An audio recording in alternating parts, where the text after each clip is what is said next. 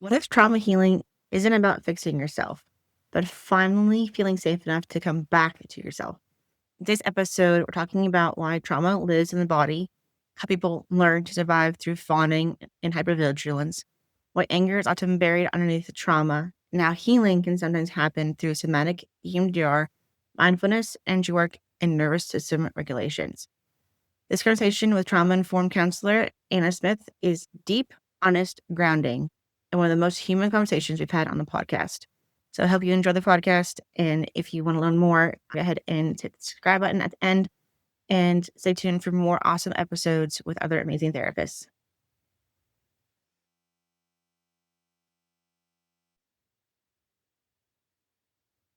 Hi, everyone, and welcome back to the Lunar Counseling Podcast. I'm your host, Kiara Brown, an LPC, EMDR-certified therapist, certified hypnotherapist, and the owner of Lunar Counseling. This podcast is a space for grounded, real conversations with therapists, healers, and guides about the deeper layers of mental health, trauma, embodiment, and what truly means to heal in integrated and sustainable ways. Today, I am so happy to welcome Anna Smith to the podcast. Anna is a trauma-informed counselor trained in EMDR, somatic therapy, and brain spotting, and she brings a deeply integrative approach to healing that bridges evidence-based counseling with body-centered and energetic practices. She is a certified Reiki master teacher, Qigong-infused yoga instructor, and trauma process yoga group facilitator, weaving breath, movement, mindfulness, and nervous system regulation into her work with clients. Anna holds certification in sexual assault counseling through Pittsburgh Action Against Rape, and she has served as a board member for OMA, Center for Mind, Body, and Spirit, where she continues to support survivors as a panelist for the You Are Not Alone program. She's also served as a death doula with Pittsburgh Community Death Care and offering compassionate support to individuals and families that have been in the sacred transition at the end of life. Her work is deeply rooted in helping people reconnect with their bodies, their inner truth, and their innate capacity to heal. Derived from both professional training and lived experience, Anna brings a powerful depth of empathy to the spaces she holds as a survivor of intergenerational trauma, childhood trauma, sexual assault, and domestic violence. She understands firsthand the courage it takes to reclaim safety, voice, and embodiment. The heart of her work is the belief that healing is sacred and that reconnecting with the body can be one of the most profound paths back to ourselves. Outside of her work, she is the mother of two strong young women, proud dog mom to what she describes as a ball of chaotic sweetness. She enjoys writing poetry and creating art. She has her BA from Carlo and her MS in clinical mental health counseling from Walden University. So, Anna, welcome. I'm so glad that you're here. I'm so Thank thankful you. you still have so much knowledge that we can learn from today. Thank you. I'm so glad to be here. Yeah. Well, so I'd love to ask everyone what brought you into the therapy space. So I think just like a lot of us, we want to become the people that we wish we had at some point in our life. I had, like you'd mentioned, a lot of trauma very early on in life, developmental trauma, intergenerational trauma, and domestic violence, all those personal experiences that I had.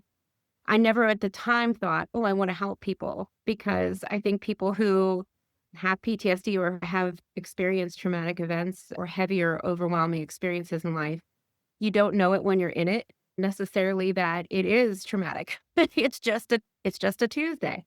I think it just was when you're in survival mode, you don't understand that these are even things that need to be fixed sometimes. You know that they're wrong on a deep level, but you're not necessarily understanding how or where to turn to begin healing. And healing wasn't anything that was on my agenda. It was simply surviving and doing my very best. I had that personal experience and I always wanted to be a helper. And I've had lots of helper positions prior to this. I'm starting out older. And I actually think that it's the perfect time for me to become a therapist, in that I think I needed to heal to this point to be able to be at a place where, I'm a wounded healer, but wounded healers have to be so far down the road themselves in their own healing and understand self-care and do the work for themselves to a point that they can come back and walk alongside people to help them get there too. So I think I needed all of this time to get here.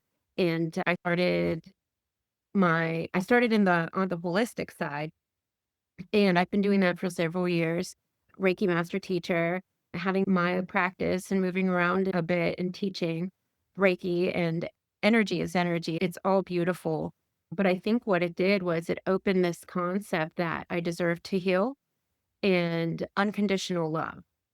So I don't know that I ever really understood that as a child or in relationships specifically. Very much somebody that always felt like I had to work very hard to earn love. It was transactional and never reciprocal. And so I had a lot of learning and a lot of healing to do personally, which I've undertook tremendously in the last decade or so. And Reiki, working in energy and understanding that it is just unconditional love. It's being open to a person and sitting there and allowing the space to be the client's space. So learning to go or, oh my gosh, you're so helpful, or I got a lot out of this and all of that. But you learn over time, that it's not about me, it's about the person. And so I think that really was beneficial to me coming into I thought I was gonna be like the woo-woo weirdo when I came into grad school. And am like, after that, I was like, wow, I already have some of these skills pretty set with this understanding of how to remove myself from the outcome and just allowing the person to do their own healing, like creating an environment and pouring unconditional love into the person was allowing them to do their own healing then, because I'm all about empowerment. I'm not magic. And so I've taken that into this clinical world, and I find it's been highly beneficial. All of my personal experiences and my holistic experiences, they all just really mesh wonderfully with everything that I've learned. And my space that I operate in it seems very natural to me, which is Yeah, wild and happy. I love that you talk about how it really just blends really well with the counseling field because it really does. It doesn't have to be because it's like said, energy is energy. And as a Reiki master, like you understand how energy moves through people. And like with counseling, it's just like finding where is the energy stuck? Like why is it there? Like how can we move it out? What do they need? Where are they holding on to? Like why are they holding on to that thing? And it's kind of help them move through it and block it and clear it out. Oh, yeah. And it's yes, 100%. And that idea that people think that you can't unconditionally love and hold that type of loving space for somebody that you don't know, or that has maybe done things that do not resonate with your moral compass or your whatever. I'm not sitting in judgment. And also, sometimes the people that have been through the worst things in the world need the most love. It doesn't mean unconditional acceptance of their poor behavior. It doesn't mean that you accept choices they make or any of those things. You don't have to align yourself to people, love your clients in that way, that you can hold space in a way that respects the dignity of their journey, because the darkest bends in the road are still medicine, and they have to be treated with dignity, and they can heal a lot of things when you start to recognize that. And that's so true. And you're right. Because a lot of times people have gone through the most horrific thing is they themselves go and do horrific things because that's all they know. And like, right, we're not excusing it, we're not condoning it, but just saying like, I see you, I understand where you're coming from. Let's heal you so you don't make these choices again. And I think that says a lot with this concept of people being broken or need to be fixed. The ones that have had things happen to them when they were young or in relationships or in any other part of life, or horrible experience, traumatic like events like a car accident, Yeah. all those things, you're not broken and you don't need to be fixed. It's this understanding that you are probably more resilient of a human being and you've picked up these coping mechanisms. I like to think of it like you've picked up your shield, right? You picked up your weapons. You picked up all of these things to protect yourself, to be able to survive. And it's an understanding that before your life is over, you want to have empty hands. You don't want to be carrying all of this shit. You don't want to be dragging because if your hands are full, you cannot embrace your life. And I think that with trauma, that's why I love that work so much. I think people always assume that they're broken because their relationships are, they have trouble or the way that they see things. And this understanding of you have these wounds that for a lot of the toxic shame of especially like complex trauma, that toxic shame sits somewhere inside of you and it presses into your authentic self. And then that's how you navigate the world from the sense of my negative belief from when I was young. And I don't even know if I even recognized this until a couple decades ago, maybe. I'm a little older. Was that my negative belief was that I am not lovable, that I can love the entire world, but no one will ever really love me. And I can see how that showed up in the relationships in my life where I became very pleasing, fawning, accepting of things I should never have accepted, put myself in horrible situations to be harmed, to be injured, to have my heart broken because I was always looking for, I've got to do more to get the love. I have to earn it. I have to sacrifice self for it. And how unfortunate that that caused me a lot of years and a lot of physical, mental, emotional, and spiritual pain. Looking back and understanding that, I don't think people who have trauma, who've experienced it, and when I say have trauma, it lives in our body, it lives in our Yes. blood, it lives in our bones. Generational trauma lives in our bones. And it's okay to acknowledge that. It also brings something up that bugs me too, is people's, "Oh, we have to get over it. I don't wanna complain. I love my parents or I love this person, and I don't wanna complain about them. They did the best they can do." 2 things, and we learned this in school, right? Like this or in practice, we can hold 2 things as being true or multiple things, and that is, yes, you can love them and also be hurt, right? You can also say, I didn't deserve that," or "I wish they would have protected me." Those types of things. That is so true. And it's like, I have so many clients that I work with trauma too. A lot of my clients have been like, I love my parent. I love so, but they really hurt me. I'm yes, yes, they did the best they could, but you're allowed to be angry. You're allowed to be upset that they hurt you because they were the people that were meant to protect you. But because something that happened outside their control or even like their own failings, they didn't. But you can still love them. And absolutely, and I think that's such a key message that I think more people need to hear is that it's okay to say, I can acknowledge things about my parents, like seeing how they came to be. And the more we learn and the more we live in this realm of being a helper, it's hard to be angry at someone if you really understand where they came from. But the anger is also very healthy. And we try to, as a society, suppress all of that anger. And I think righteous anger and rage is obviously the behaviors, or we have to make sure that are healthy and not maladaptive.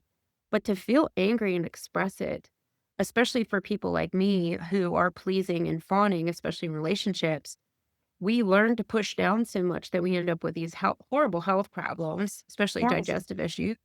Yes. But yeah, we don't know, and we haven't been told or understood that how do we be angry? How do we, when I went through, because I think all therapists probably should have some therapy. I went through EMDR for my own stuff.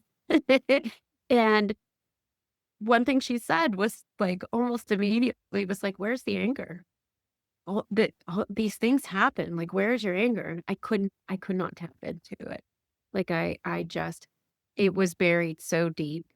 And that's been part of my personal work is to be able to access anger in a way that serves me and that's healthy. And to just to acknowledge, allow myself to acknowledge that I'm allowed to be angry that I've been abused. Like I can be angry. And even though I can understand how those people came to be abusive, to really have empathy for the fact that they had an even more horrible, probably, I don't know about that. but they had their own experiences that created their issues. It doesn't take away from the fact that I do not deserve, nobody deserves to be abused. 100%. So 100%. Yeah. So yeah, anger is a big deal. And that acknowledgement that we can say, because I always see this guilt like, well, I don't want to say this about my mom or my dad because they did really rough, or they did the best they do. Sure. I think we all, not we all, but most parents really do try to do the best they can do, but they are carrying a load of their own stuff and maybe lack of knowledge or understanding of anything different. Yeah. So like teaching different ways. Just like from my own parenting journey, my kids are still really little, but it brings up a lot of things that you might not even have knowledge of whenever you're dealing with like when you're raising your kids. Sure. It's like, it's there are times where I'm like, I notice myself like getting like really angry. Like, why am I getting so angry? Like they're acting age appropriately. And it's like, I have to like literally remove myself. No, like this is not a situation I want to get in. Like this power show is not my jam. Like you have to remove yourself from it and just let them go. And like, tell them like, listen, you're allowed to be angry, but you're not allowed to do X, Y, and Z to hurt yourself, hurt someone else. Like you can say, I'm mad and you need X, Y, and Z. Yes. But hitting, biting, whatever is not allowed. And like just Yeah. within that piece.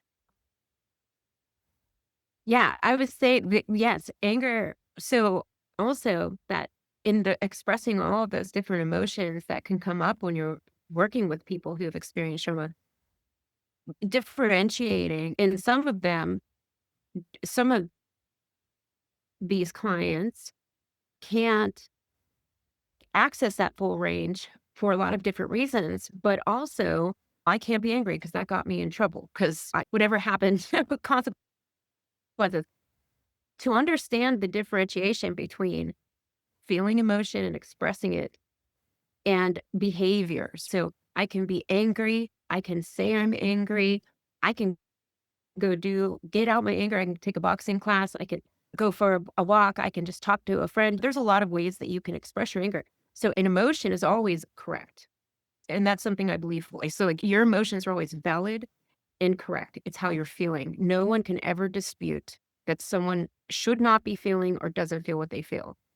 And I think a lot of training goes into children with, oh, you're not sad. Stop crying. You're not this. These negating these negative emotions in children is so harmful because then you start to doubt those things. You don't feel like you can express them and become proud later on. And also understanding, yeah, you can be super angry. You can be super sad. Your emotions are different than your behavior. Your Mm. emotions are valid, okay, all the time. These behaviors that can hurt yourself, hurt other people, and just really cause a lot of chaos in your life. That's the issue. Those are the things that we need to work on and really understanding how best to express the emotions that we can't do in a healthy way. Yeah, that is so true. As like, whenever you've done Reiki on people, have you ever been able to feel where they have stored some of their like more repressed emotions and help them express them that way? Oh yeah. I pretty much already know. I also think that's a really beneficial thing is any kind of mindfulness or anything that you can add to your own self-care as a clinician for yourself, but also in a way to create a positive energetic space is that like understanding and knowing you can feel energy, I'm sure. You know when someone walks in a room and you're like, "Oh no." Or the phone rings and you see someone's name and you're like, "Ooh." It just sucks all the energy out of you or makes you feel a certain kind of way, or that you just feel this energy from somebody that you love that you haven't seen in a while that lives across the country. And you're like, oh my gosh, I feel like I should call her. And then you call her and she's, oh man, I'm going through it. So we all have these energy strands and connections to people. And I can pretty much tell when someone walks in, what's up. And then during the session, understanding, and there's some, and I'm not going to say anybody else is wrong or right in anything because I feel like everything's a spectrum. Everybody's got their own abilities and beliefs and all of that. And I respect everybody's. But I never believe that anybody is blocked or there's nothing in one of their energy spaces. I don't believe in that, but I do believe in depletion. And that kind of goes along with the concept of being broken or not broken. So having this, I get that the wording has that connotation and that power. So when someone says they're broken, it really hits home. You know what they're saying. So in that way, yes, I get being broken, but this broken also connotes like you're in a billion pieces, right? You can't come back to you. In this with energy, I don't believe anybody's blocked. I believe they have depleted areas that need some extra love poured in. And I think once they can do that, then they start to balance out their energy. And from that balance, they go around in space. They grow. It's not going to take away in your sacral chakra that's affecting your intimacy or affecting your relationship with your children. It's not going to magically fix that for someone like me to give you a session. But what it's going to do is pour love and balance all of those energy wheels in your body so that from that space you can be present in your, and this is why I love somatic therapy so much. From that connected space, you're connected to the earth and everything that lives in her, on her, and above her, including you. Like you get to connect to who you are. And when you're in that space, then when things drop into your world, you can start to deal with them from that space. So it's very comforting, relaxing, balancing, grounding, right? Connecting you. And we all know we need to be present to really do any healing. And so that's why it's so beneficial. There's a lot of reasons, but that's the basic reason. And also, human connection is, we're such an individualistic society.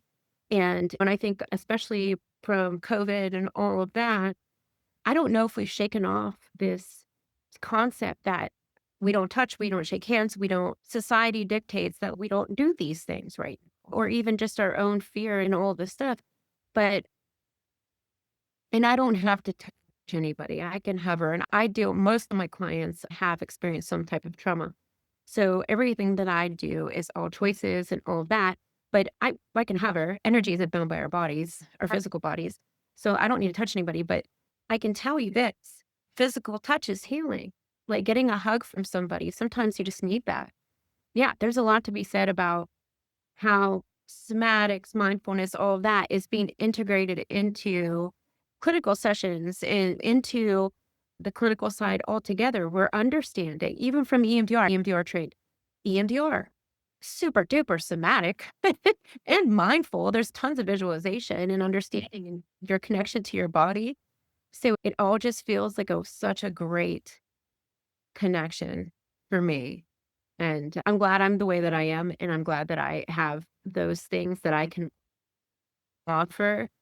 Not that all the other modalities and approaches and techniques are any less, and obviously we'll still use everything that I've learned because everybody's unique and not everything works well with everybody. But I love my space because I feel like it really connects with me, and then I can just show up more authentic and comfortable and be able to provide a space for them. Yeah. Really nice to you about how touch can be healing. Actually did an interview yesterday with someone, and she's the creator of Hug Monsters Armed with Love. Edie Weinstein is who I talked with. And she will go, her and a group of her friends will like go to different areas holding signs saying free hugs. And like anyone that wants a free hug can go and get a free hug. And she also helps with the Mom Hugs organization that will go to Pride events and give mom hugs or dad hugs to people in the community that might not have had that in a long time. So yeah, touch is super healing. Like consensual touch and like in a non-sexual way, like 100% totally healing, especially even like with trauma, because it's like you're giving them back that choice. Like they're choosing what they're bringing into them. They're choosing what they're allowing their body happen to their body. And like they're giving them back that power that they might have lost. 100%. And thinking that having your own agency and autonomy that was taken from you when you were younger, perhaps, to be able to get that back and say, these are choices I'm going to make. So when I used to go into IOPs on the holistic side and teach them things and offer services, I got a lot of resistance. I've been in residential facilities also, and that's been quite interesting. And always at first, people would be like, you're full of shit to my face. And I'm like, okay, that's okay. You don't have to. Here's the thing that's important. You can never force anybody. And if you say, hey, we all have to go do this, we're all going to do this meditation, we're all going to do this sound bath, we're all going to do X, Y, and Z. If my choices have been limited in my past and have led me to where I am and I'm having a hard time in life, I'm not going to have somebody that I don't know tell me what I'm going to do, especially with my body, right? Or my voice. So when I get those reactions, I love that. It's like my favorite. It's actually really a nice place to be able to say, I understand. I can respect how you feel. Please feel free to observe if you're curious, or you can step out. And then when we're done with this piece, you can come get you. You can come back in. I trust that you know what's best for you and your body. So do whatever you feel like you need to do to take care of yourself. You don't have to raise your hand. Don't say anything. Quietly move out or just watch. I always encourage participation because you don't know what might help you.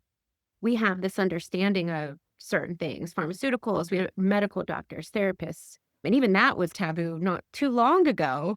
Yeah. We go to therapy. It's a secret. This understanding of ways in which we can be supported in our own healing, but actually do some of our own healing, that sense of empowerment hasn't really been educated as much. And it's like the evidence-based stuff and all that. If this is a little bit too empowered, then maybe we're not leaning on other people to heal us, then maybe some things will shift in society. But we 100% should feel empowered to do a lot of our own healing. And I think in our field, in our profession, we know that we're supposed to just walk alongside people. We're not supposed to dictate that to them or be superior in any way, shape, or form. So why would I expect a stranger to let me touch them? So that's what I do. And it's good touch replaces bad touch. And I think that is something that takes time. So as they will sit and watch, right? Or they would push and maybe be intense about it. But my reaction will always be like this. I tell them, you can't offend me. So don't feel bad. You can't offend me. I am a resource. It's okay. It's fine. This is something that I'm offering. It is not something I'm demanding. And it doesn't take them very long to be like, okay, maybe I'll try this or whatever. Oh, yes. And then by the end of my time with them, they're asking me for Reiki and like taking off their hat. It's the sweetest thing. Like, Miss Anna, can you? But I take that as an honor.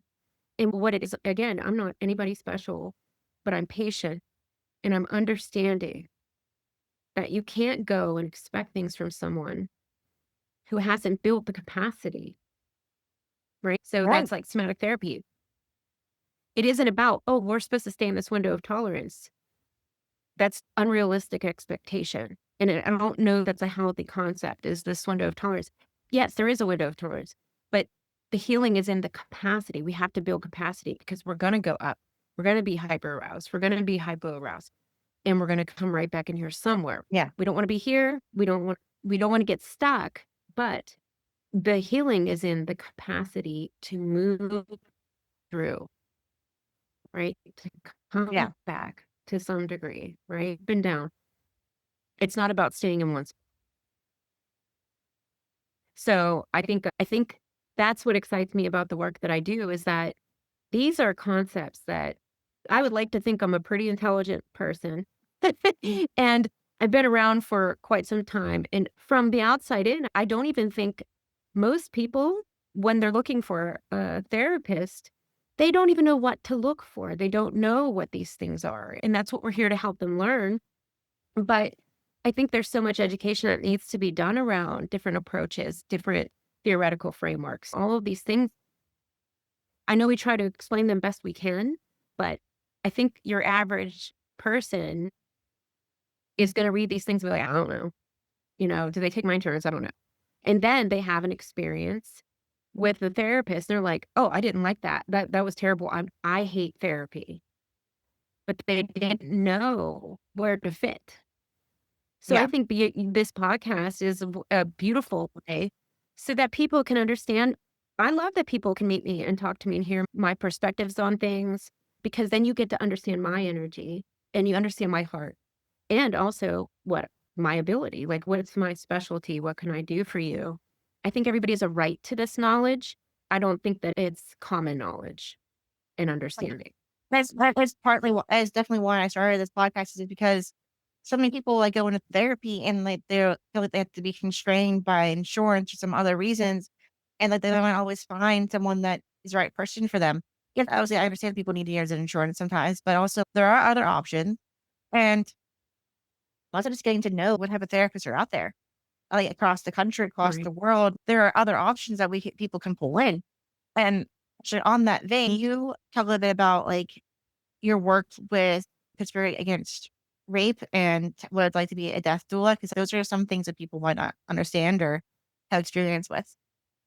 Yeah, sure. My Sorry, my eyelashes were like stuck. The sexual assault counseling was on a hotline, crisis hotline for PAR, Pittsburgh Action Against Rape. That is a beautiful organization. My experience there was to be trained to handle crisis calls. So like someone is just they're having a flashback, right? They're having some experience where they're overwhelmed or something just happened. Something might be had one where something potentially was going to be happening. You have to let go of the line so that they can call 911 and do those things. That was probably the hardest thing I've done, and I've done a lot of stuff. I think I'm good at it because, again, I'm a hypervigilant person. And that's something that I don't know if will ever go away. I accept it and embrace it, and I just make sure that I'm not wearing myself down. But I think it's just a natural place for me to cover, right? So that's why so many people that are first responders are able to snap into action, right? Because they're already there. They're already there, and that's their comfort zone. Not comfort. When people say, "Oh, people are comfortable because they've been in bad relationships, that they just this is where they're comfortable. I'm just going to be another bad one." I was never comfortable a day in my freaking life in these abusive bad relationships. I was not seeking comfort. But by comfortable, this is Normal. what is normal. It's part of their experience, right? This is what they know how to survive. I already know how to survive this. Anything healthier or safer for me might feel uncomfortable. So that's like the time at PAR was on the hotline, but also I did get a training in medical advocacy, but it was during COVID. And I got the training, but I never actually went in because they wouldn't let us. And so I'm never going to use that in my professional capacity.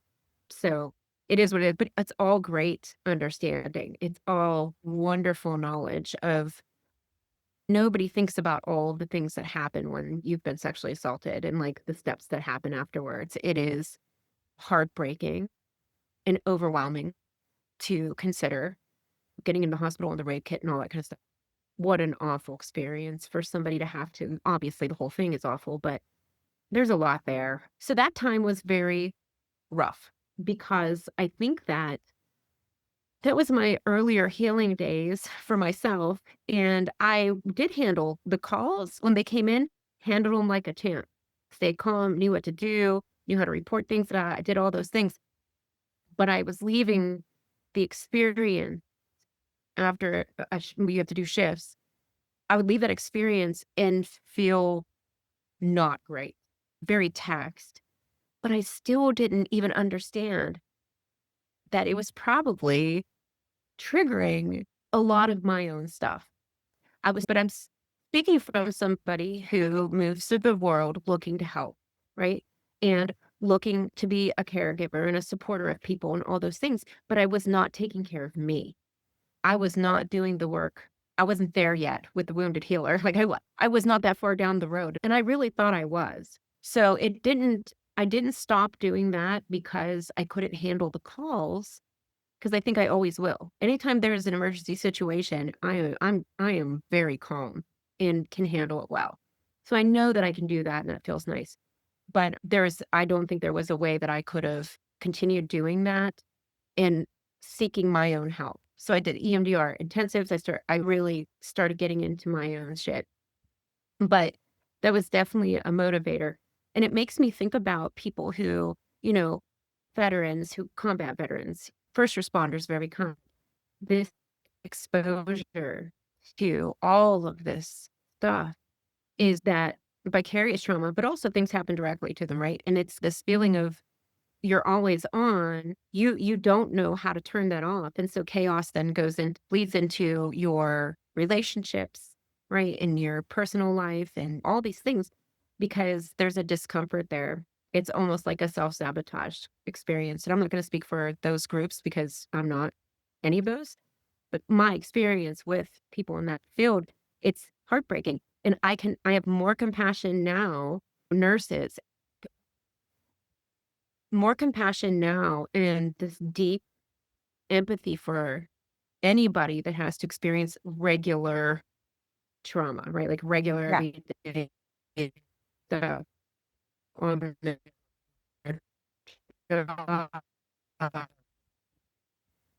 Was from that experience was troublesome for me. And I knew when the time was to say, I'm gonna take a break. I need to go take care of me. I can't even imagine working in an emergency, like all of these things that people go through.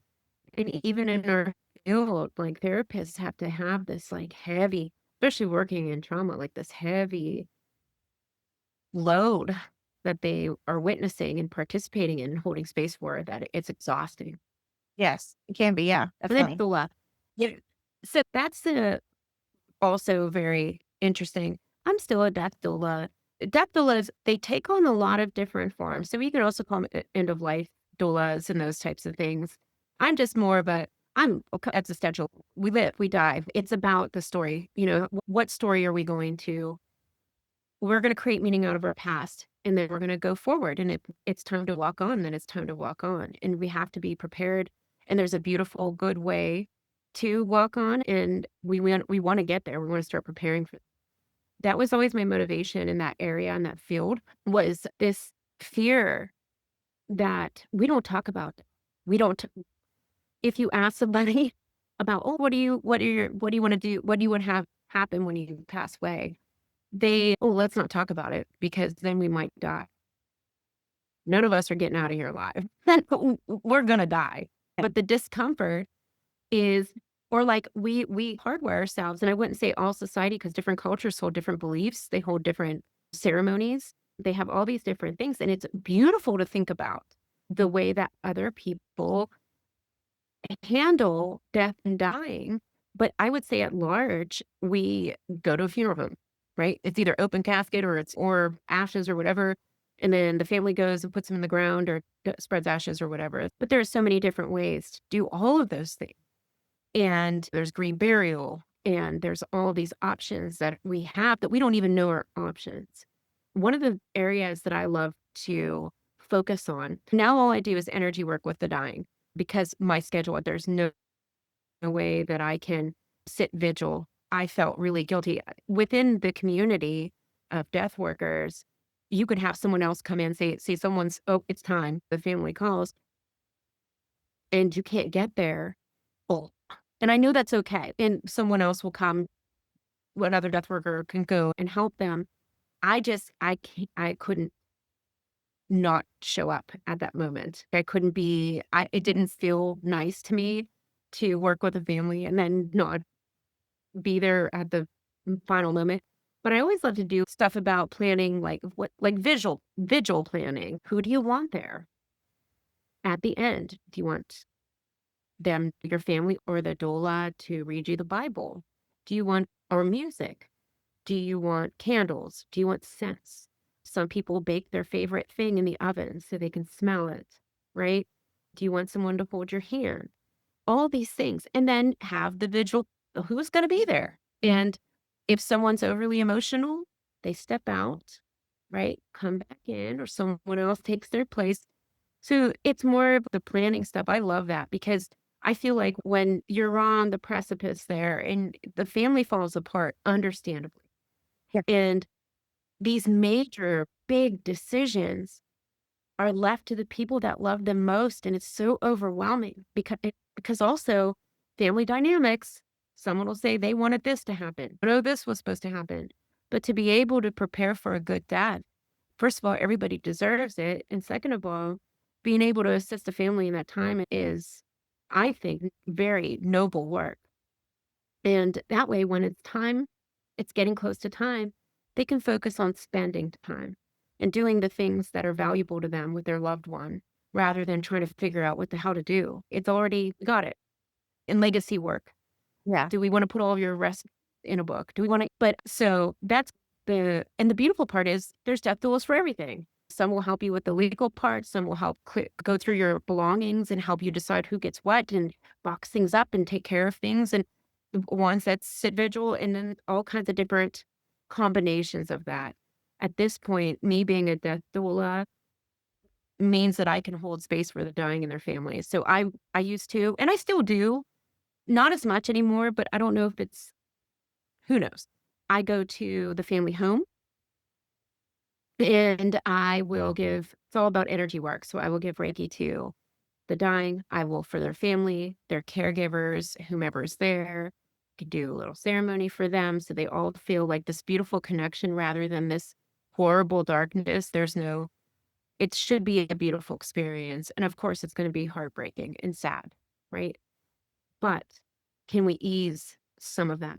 Can we shift the energy in the room from this fearful energy around this person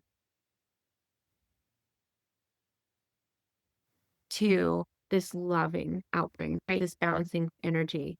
And I've had beautiful experiences with that. And I love that. And obviously, the dying, depending on their situation, couldn't come in. So I don't mind going to them. That's my work with that. But That's amazing. And I love that that's such an option for people too, because you're right, like death is inevitable. Like we're all gonna die at some point. But it is like this heavy thing a lot of times because like family dynamics. I had to think whenever my grandparents passed away, it caused irreparable damage on my mom's side of the family. Like it is yep. insane. But just if we could have had someone like help facilitate, make things a little bit smoother, like maybe things would have gone better.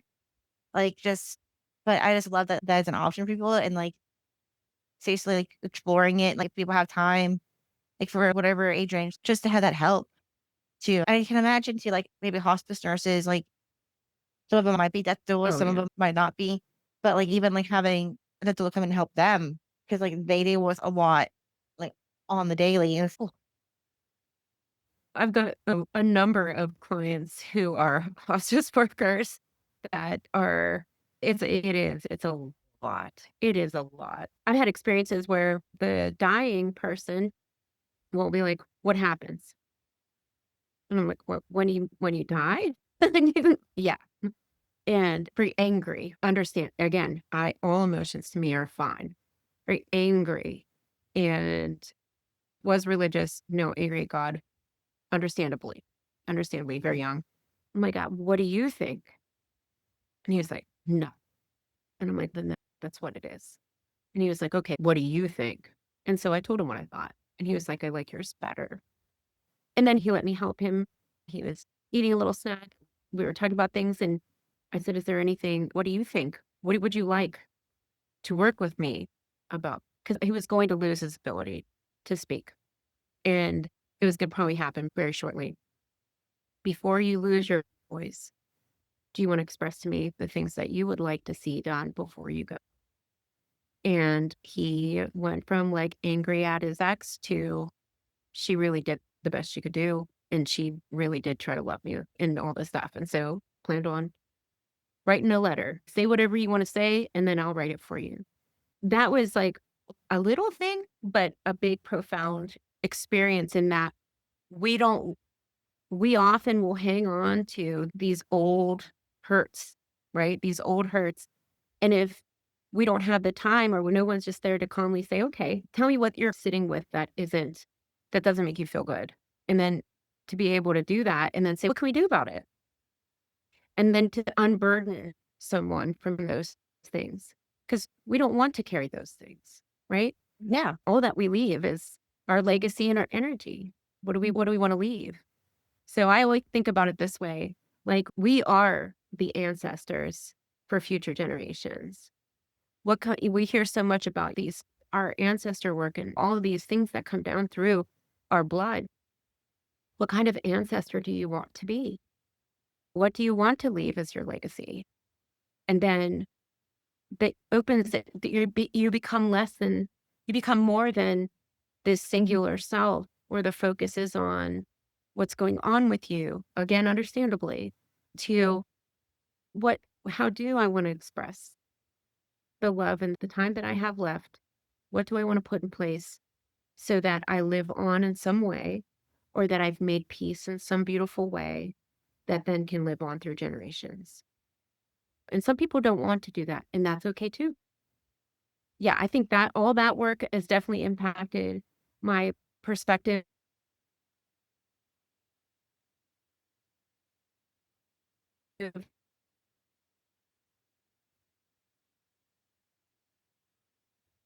of life. And there's been a sometimes experience, sometimes there's no time.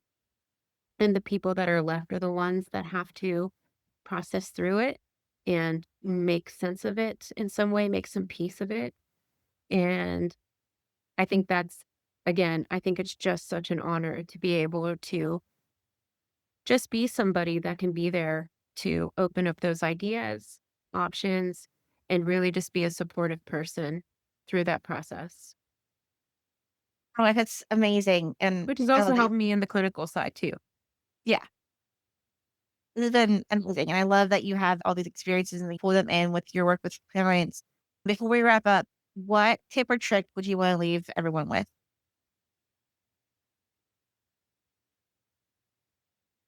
Huh.